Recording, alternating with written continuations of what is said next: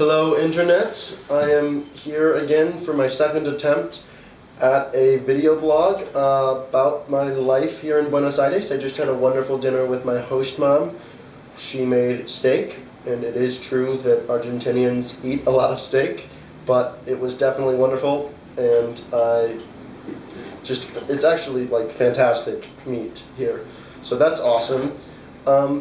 I decided to do a video blog instead of write again, mostly because I'm lazy and I don't want to type. I'd rather sit alone in my room and talk to myself. No, but anyways, last week was very interesting. We had two really enlightening visits that I think are worth talking about. The first was it was a group interview with one of the employees of a nonprofit called Las Madres de Plaza de Mayo, which started as a grassroots movement of 13 women during the military dictatorship which started in 1976. That authoritarian government ended up disappearing 30,000 students my age because they spoke out against the policies, or they thought differently, or they dressed differently. It was pretty brutal. And 13 mothers eventually had enough of sitting in their houses wondering where their kids were, and decided to walk out, and they met in Plaza de Mayo and walked in circles demanding information about their sons and daughters. And eventually it grew into a massive human rights movement that severely undermined the regime's power, and definitely was a significant factor in bringing the regime to an end. So meeting with one woman that had her son disappear and ended up walking out was incredibly interesting. They now have 3 branches to their organization. One which works solely on finding information about the sons and daughters who disappeared. Another, Los Abuelos de la Plaza de Mayo, which works solely on finding information about the kids that disappeared, because there's a lot of pregnant women that were taken and had kids in camps. And then the third one, which we visited, is more of their general human rights branch, which works to build a world that their kids died or disappeared fighting for. So they do a lot of work, general human rights outreach campaigns. Also, they do have projects in the slums, and they have a university in the works. So they're kind of more their general arm. And so that meeting was really, really eye-opening. The woman we talked to was incredibly critical of the U.S. and our foreign policies and strategies and actions, and the war in Iraq, now the war in Afghanistan. So that was really, really, really interesting to hear her talk about that. She's definitely a little radical, I'd say. I found it very interesting that while she doesn't protest violently, their organization at least, or she at least, does not have a direct adherence, a fundamental adherence to nonviolence in their protests. She believes that there is some line in which violent protest is just, which for me, being involved in the protests, the public education protest last fall, was really interesting to hear her perspective. I don't necessarily agree, but it was interesting to see how such a nonviolent movement in Los Madres does support, or in some cases, violent uprising. So that was really fascinating. The second visit we took was to El Museo Evita, which is a museum solely dedicated to the history and the life of Eva Perón, which, for those of you who don't know her, she was the wife of Juan Perón, one of the fundamental politicians in Argentinian history. He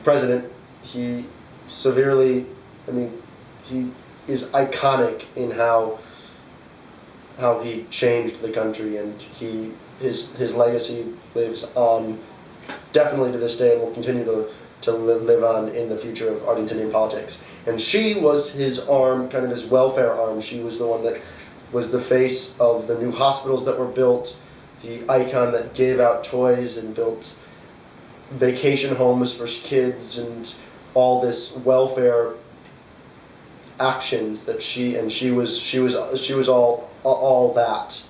And she also pushed for the women's vote here and eventually Perón eventually passed that. So she's hugely influential in Argentinian politics at the time. And yet she was also, supposedly the welfare policies there were kind of coercive in terms of getting people to donate materials. And so she's a very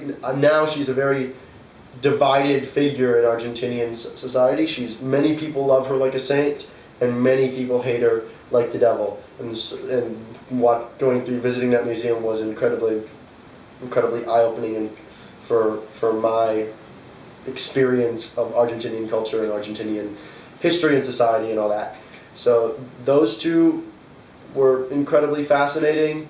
On Saturday I played Ultimate Frisbee with some Argentinian people. Me and Luke, who plays Ultimate at his college, went to some soccer fields at the University of Buenos Aires, and we met up. Every Saturday they play pickup games, so we think we might jump on that for some exercise. And then another thing I've been learning a lot about is las tomas de las escuelas acá in Buenos Aires. There's been a severe underfunding of the secondary schools and high schools here, public ones, and by the city government. And in response, the students have taken their schools in protest, and a lot of professors are teaching in the streets, and there are marches. And for me, it's very reminiscent of the protests in the movement for education in California, which I was involved in last year. So, but the difference is that while this problem is the public high schools, their university system is, in my view, pretty phenomenal. La UBA, the University of Buenos Aires, educates 130,000 students all for free, and for me, coming to see that in comparison to what the severe gutting of California's higher public education system is simply eye-opening. Breath of fresh air, but I can wonder if they can do it here, what is preventing us in the United States from giving everyone the education they deserve? So that's been very, very interesting as well. I feel like the entire perception of the right to education here is very different. I was talking to one of the academic advisors of our program, and she was describing how in her perspective in the U.S., and I think I agree, in the U.S. we believe that the right to education entails a right of opportunity to access a higher education institution. So every student, if they finish high school, has a right to apply to a university. And in comparison, here the entire perception of the right to education is that every student has a right to be in and attend a university, in a classroom with a professor. And for me, that is a very, very interesting difference between what they consider a right and what we consider a right to education. So that's been kind of mind-blowing for me, just because I was so involved, or I was considering what I was doing last year. So with that, I think my update's almost over. Next week we're going to Rosario for our rural homestay, and then, which should be very, very fascinating. We get to stay with a few families on some farms and see how that works, how that plays out. And then the weekend after, that weekend right after, we organize a little trip to La Villa, which is where the third largest Oktoberfest takes place in the world. So that should be incredibly culturally enlightening. Hopefully we'll take some cool vids of, I just said vids, videos of of the Rural Homestay and hopefully Oktoberfest. So hopefully I'll be able to post those next in the coming weeks. So until then, I hope everyone who ends up watching this finds themselves in a good place in their week, in their life.